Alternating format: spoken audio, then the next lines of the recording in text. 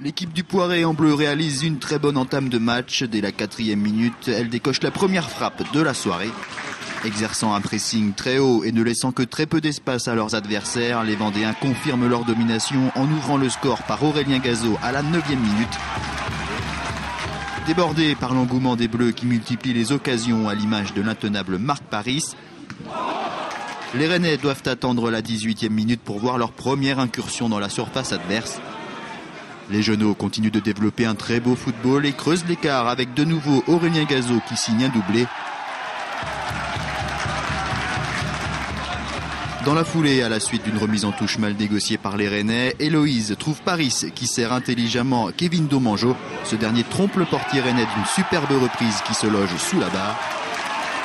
Le stade rennais bafouille en attaque. L'arbitre renvoie les 22 acteurs au vestiaire sur ce score de 3-0. Les 1200 spectateurs présents samedi soir au stade de Lidonnière sont ravis. Oh, magnifique mi-temps. Rennes ne refuse pas le jeu et le Poiré joue un match sensationnel par rapport à celui que j'ai vu à Luçon l'autre jour. Une bonne première mi-temps du Poiré avec une équipe un peu plus faible en face, mais très bonne première mi-temps, oui.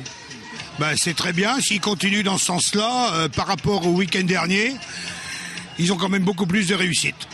Le Poiré a très bien joué.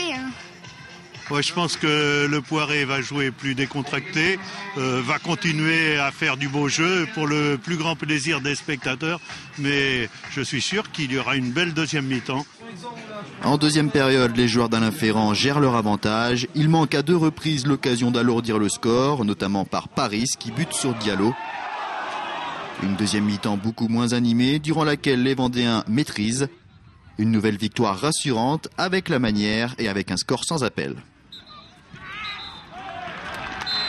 Je suis très content parce que c'est un match accompli par rapport à ce qu'on vient de faire depuis quelques semaines. Donc c'est une récompense pour les garçons parce qu'ils ont vraiment tout donné et au niveau de la conservation ou même devant le but, on a été un petit peu plus en situation favorable aujourd'hui. Donc félicitations à tout le monde. C'est la fin des matchs allés, on ne peut pas tirer de plan sur la comète. Il reste encore 4 matchs à gagner pour être pratiquement maintenu. Après, l'appétit viendra en mangeant, on verra où on se positionnera. Le classement m'importe peu pour l'instant. Ce qui m'intéresse, c'est que les gars vivent bien, c'est qu'ils produisent du jeu, qu'ils prennent plaisir à jouer ensemble. Fort de ce nouveau succès, les Genoux évolueront une nouvelle fois devant leur public lors de la prochaine journée. Ce sera samedi soir face à Cherbourg. Voilà, le Poiré, donc nouveau leader, on le verra tout à l'heure avec le classement. Dans le même temps, Fontenay était opposé à la Vitréenne, un match forcément compliqué pour les Fontenaisiens. Une semaine après le match de Coupe de France face à Lorient et face à une équipe de Vitré 4e qui ne comptait qu'une seule défaite avant cette journée. Un début de match en faveur des Bretons, mais Pauvert, le gardien fontenaisien, a une nouvelle fois été excellent. Il s'interpose devant Le Goff, puis sur une frappe de Garot.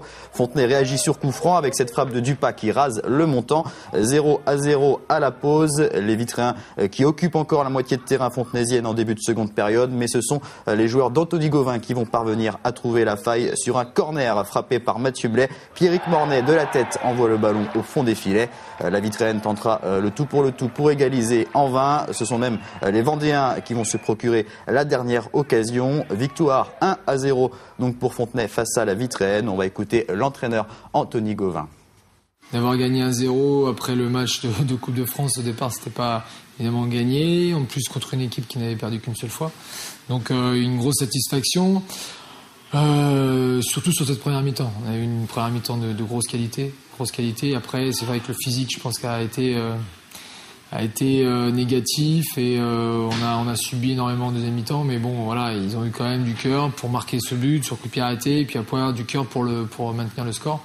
Mais c'est vrai que cette première mi-temps a été vraiment très très bonne.